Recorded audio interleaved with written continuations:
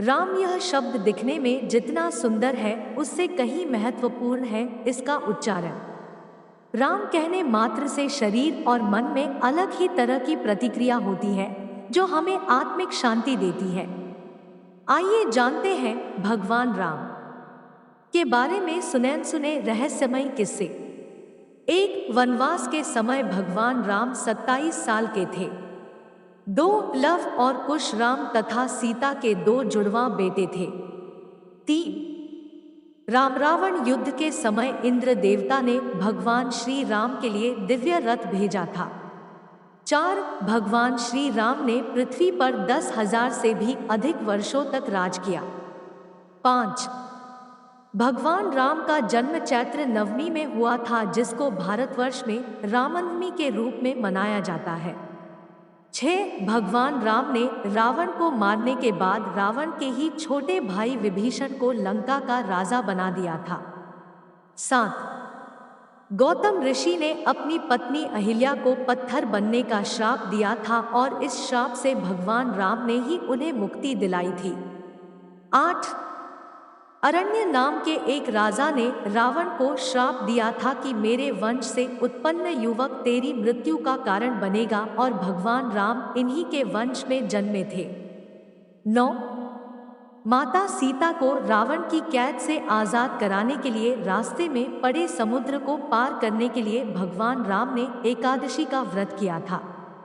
10 वनवास वापसी के बाद भगवान राम के अयोध्या वापसी की खुशी में अयोध्यावासियों ने दीप जलाए थे, तब से दिवाली का त्योहार मनाया जाता है। 11 रामायण के हर 1000 श्लोक के बाद आने वाले पहले अक्षर से गायत्री मंत्र बनता है।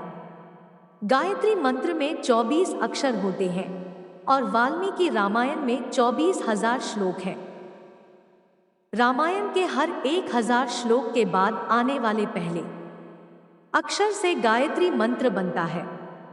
यह मंत्र इस पवित्र महाकाव्य का सार है।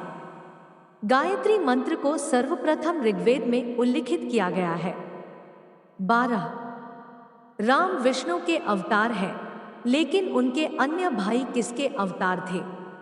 राम को भगवान विष्णु का अवतार माना जाता है, लेकिन आपको पता है कि उनके अन्य भाई किसके अवतार थे?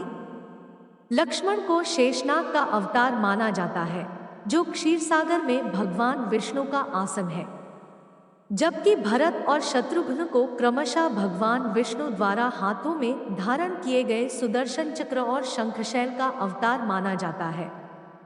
13 सीता स्वयंवर में प्रयुक्त भगवान शिव के धनुष का नाम। हम में से अधिकांश लोगों को पता है कि राम का सीता से विवाह एक स्वयंवर के माध्यम से हुआ था। उस स्वयंवर के लिए भगवान शिव के धनुष का इस्तेमाल किया गया था, जिस पर सभी राजकुमारों को प्रत्यंचा चढ़ाना था। लेकिन बहुत कम लोगों को पता होगा कि भगवान शिव के उस धनुष का नाम पिनाक था। 14 रामायण में एक दिलचस्प कहानी हमेशा सोने वाले कुंभकर्ण की है। कुंभकर्ण रावण का छोटा भाई था, जिसका शरीर बहुत ही विकराल था। इसके अलावा वह बहुत अधिक खाने वाला भी था।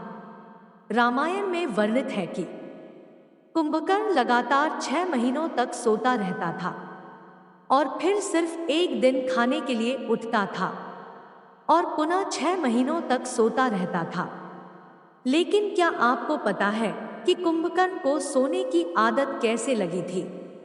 एक बार एक यज्ञ की समाप्ति पर प्रजापति ब्रह्मा कुंभकर्ण के सामने प्रकट हुए और उन्होंने कुंभकर्ण से वरदान मांगने को कहा।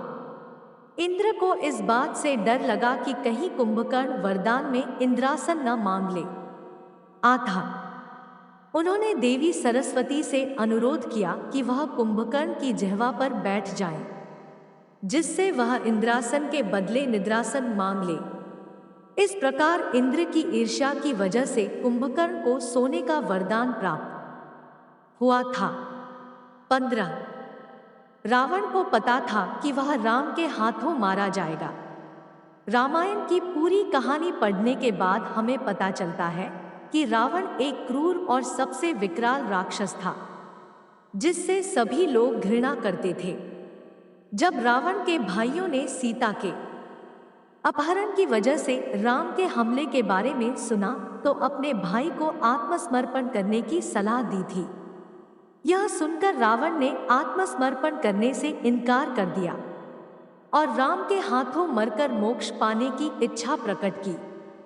उसके कहा कि अगर राम और लक्ष्मण दो सामान्य इंसान हैं, तो सीता मेरे पास ही रहेगी, क्योंकि मैं आसानी से उन दोनों को परास्त कर दूंगा।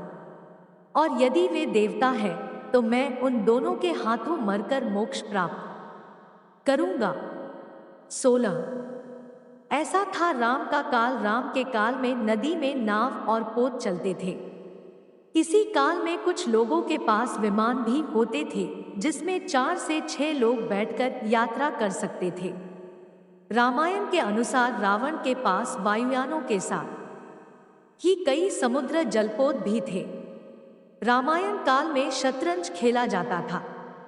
इस खेल का आविष्कार लंका के राजा रावण की रानी मंदोदरी ने किया था। तब इसे चतुरंग कहा जाता था। यह भी कहा जाता है कि राम के काल में पतंग भी उड़ाई जाती थी। राम रावण युद्ध केवल धनुष बाण और गदाभाला जैसे अस्त्रों तक सीमित नहीं था।